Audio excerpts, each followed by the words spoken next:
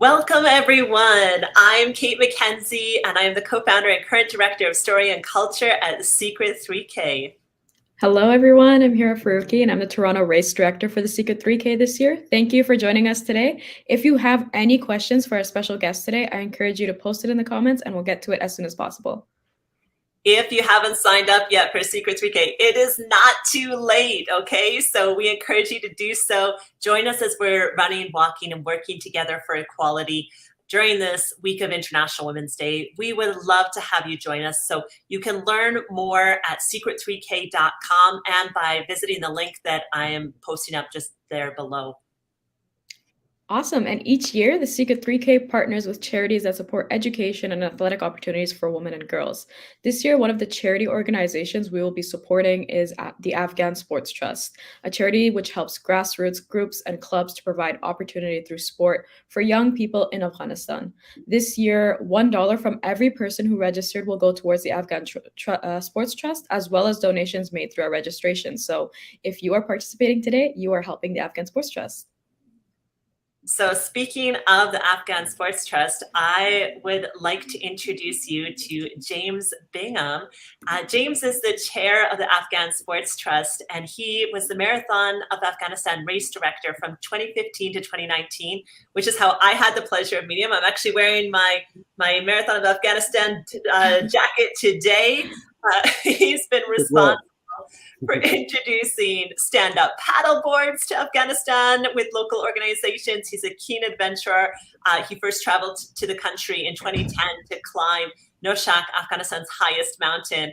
And at home, he's the race director of one of the UK's toughest ultramarathons. For all of you that would like a good challenge, you need to check out the Ring of Fire. James keeps it interesting for all of our runners out there. So definitely such a pleasure to have you here today, James. And if you've got a question for James, please add it to the comments. We'd love to take any live questions for James. James, thanks for being here today. Thanks for having me, Kate and Hira. Yeah, and to everyone who's involved in the Secret 3K and the film you guys have put together. It's great work. So thanks for all the support. Well, it's a pleasure to have you here. And I'm hoping maybe you could just share with us to start, what is the Afghan Sports Trust and how did it get started?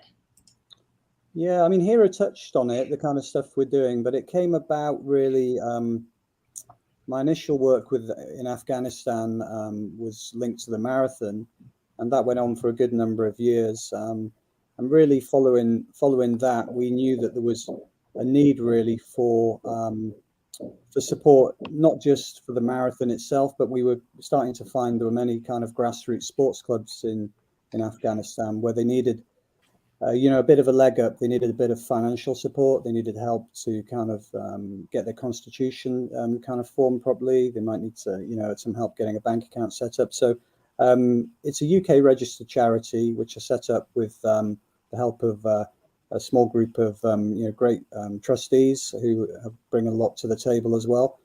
And yeah, we've been going for a year or so, a bit more than that. But obviously recent events have slightly pulled the rug from us. But we are still going. And yeah, I mean, just by way of example, we supported many kind of sports events and groups in Afghanistan over the last year or so. Just a few of the notes down here, like women's curling team we supported. We also supported the Afghan ski race. We gave a grant there to support a learn to ski program for some of the local women and girls, which was really good. Various other things like bike clubs, parkour clubs. And also we gave grants to a number of other sort of charitable organizations that you will have heard of, like Free to Run, Ascend Athletics, She Can Try, organizations who were, actually on the ground there, working with women and girls and, not just through sports, but using sports to kind of create leadership roles and so on inside Afghanistan. So, yeah, we did a lot of that kind of stuff and we, yeah. Carrying on, and we'll get into that in a bit here. Yeah. I know, obviously, I think a lot of our our community is familiar with the work that you've done through the Marathon of Afghanistan, and building up that space and encouraging the sport of running to keep blossoming. And I know, Hira, that's been part of your as well. No, absolutely. Speaking of the Marathon of Afghanistan, it's just been so amazing to see how much it's grown in the last couple of years, especially to see, seeing the film. We went from one woman running the Marathon of Afghanistan. And then in 2019, about 40%, if I'm not mistaken, of the marathon participants were women. And just seeing that growth is incredible. But, given the certain situations that are happening in Afghanistan right now with the Taliban controlling Afghanistan, has it impacted the Marathon of Afghanistan in any way? And in particular, the leadership team who helped organize it?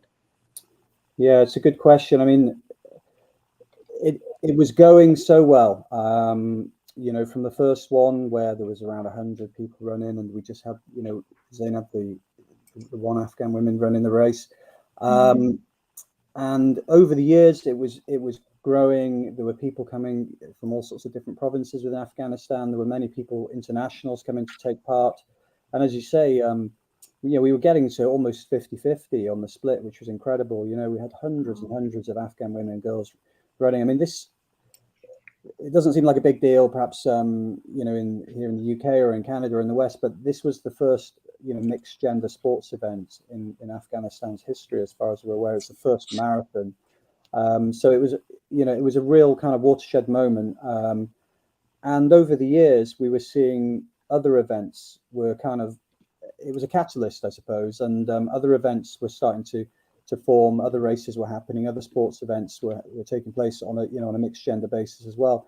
Not just in the province of Bamiyan, where the marathon has been, and is a relatively liberal province, but starting to kind of happen in other areas like Mazar and Kabul and so on. So yeah, the race was going very well, but unfortunately, the regime change has meant that last year we had to, we couldn't go ahead with the race, and we're paused at the moment. We hope that at some point we may be able to continue, but the feedback we're getting at the moment with regards to the marathon is that the new regime won't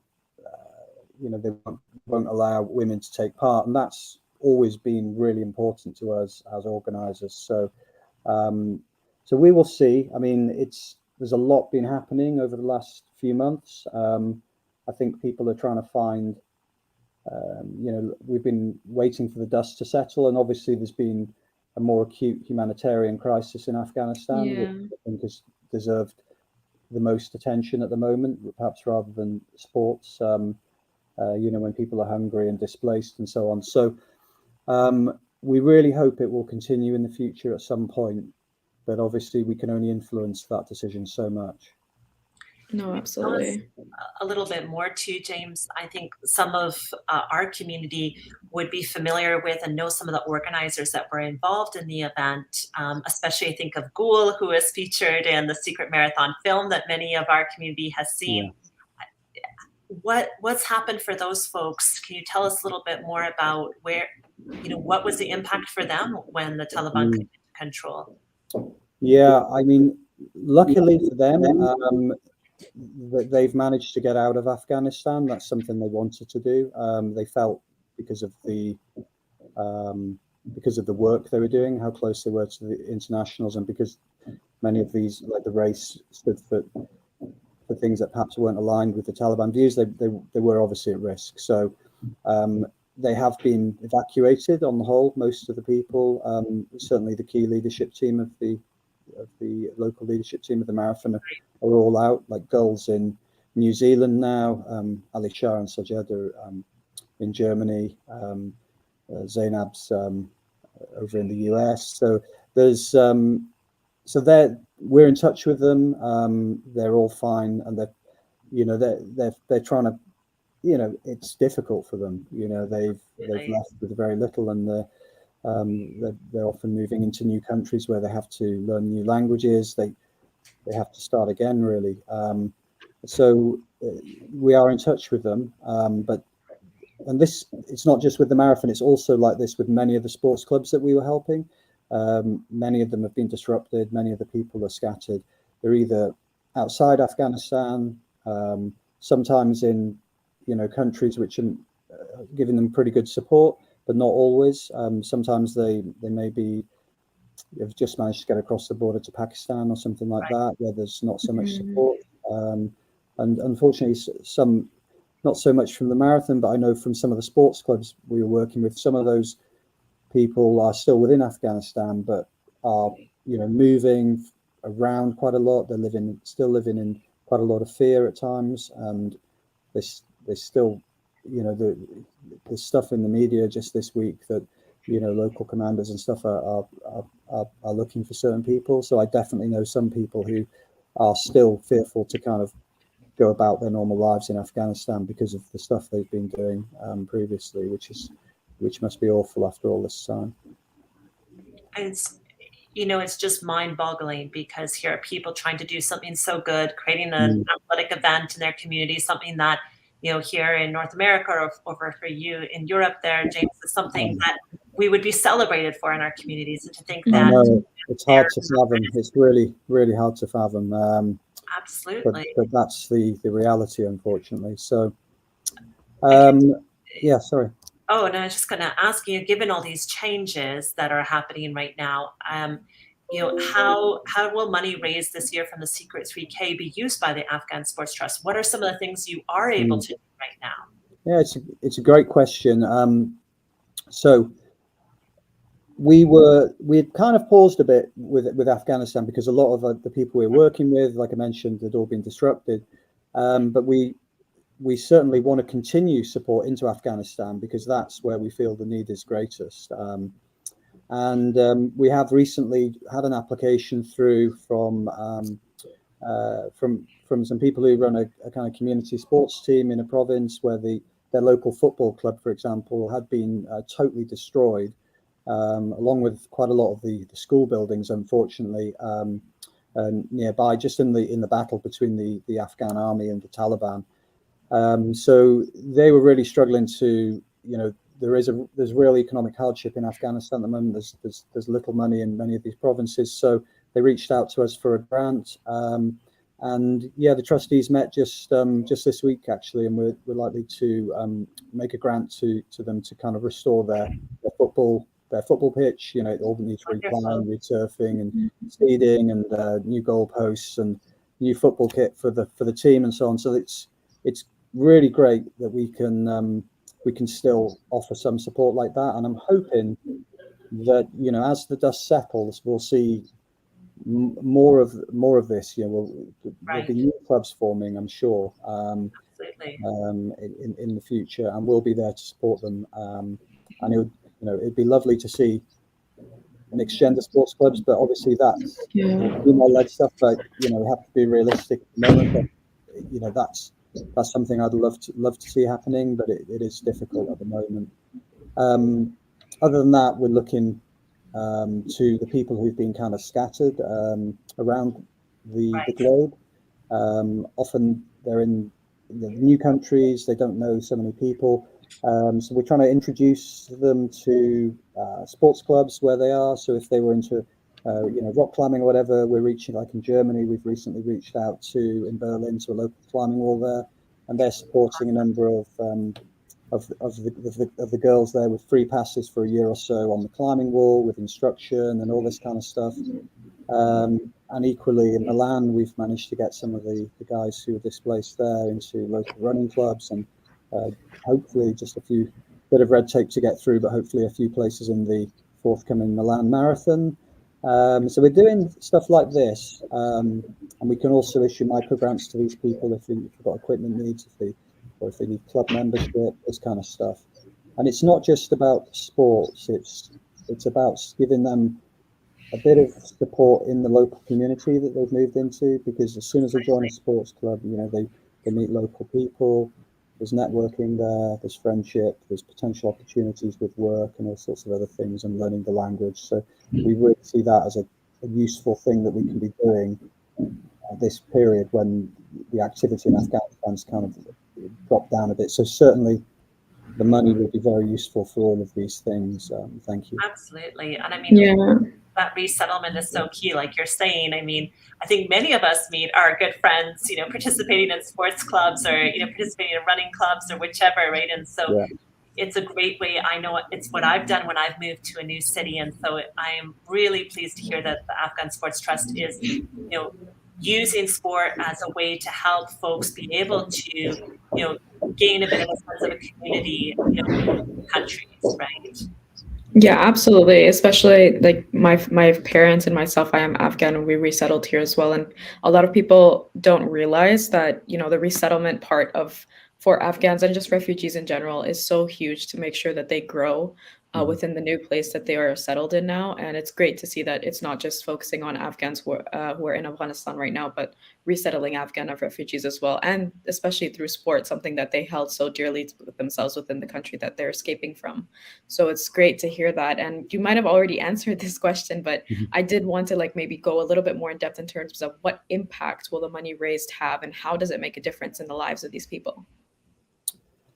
Yeah, I suppose we have touched on it. The needs and the impact are different, subject to whether we're funding things inside Afghanistan or out. But I think inside Afghanistan at the moment, I know that there's just real financial difficulties there. So I think just a small amount of money can make a really big difference, actually, because what many people had has been really eroded by the impact of inflation and things like that. So it's surprising sometimes how little money actually can make a big difference when we send it over. So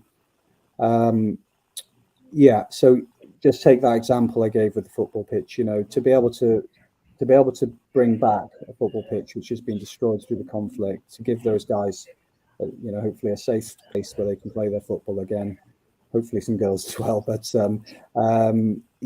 that's great, and that's the kind of thing that the money does. And equally, touched on it here, with just to be able to get some, it can be really lonely for some. I've been talking to some of my Afghan friends who've ended up in Italy or Germany. There's language barriers. They often aren't always living in big towns. They can be in quite sort of remote areas, no friends.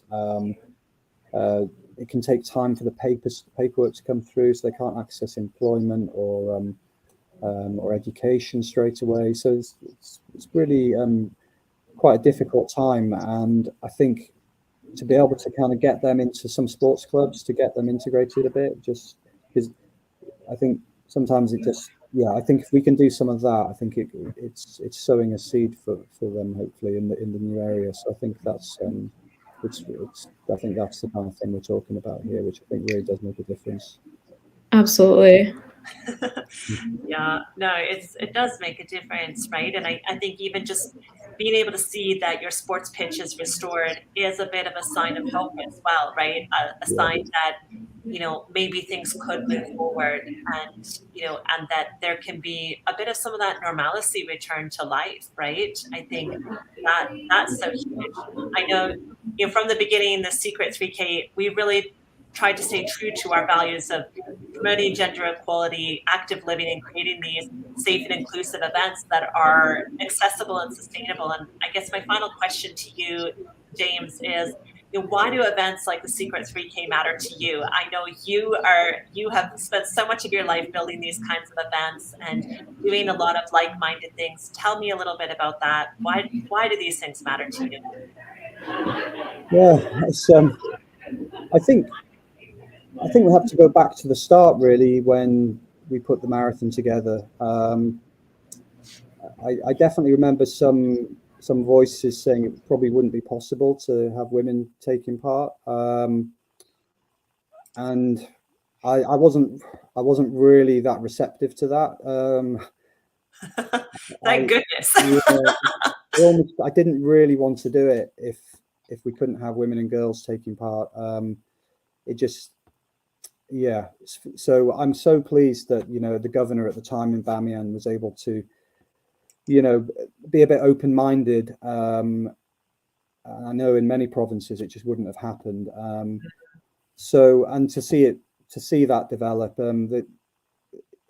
it's been amazing. And you know, it's hard for me almost to continue with some of these things when I know now that women aren't being included.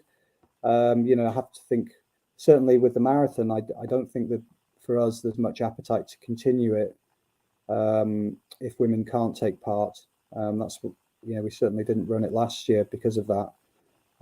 You know, maybe someone locally will pick it up and decide to continue it on that basis, but I don't think it's something that I would be particularly interested in doing. So, you know, I'm a dad. I've got a young daughter and a son, and I try to treat them the same, really, and encourage both of them.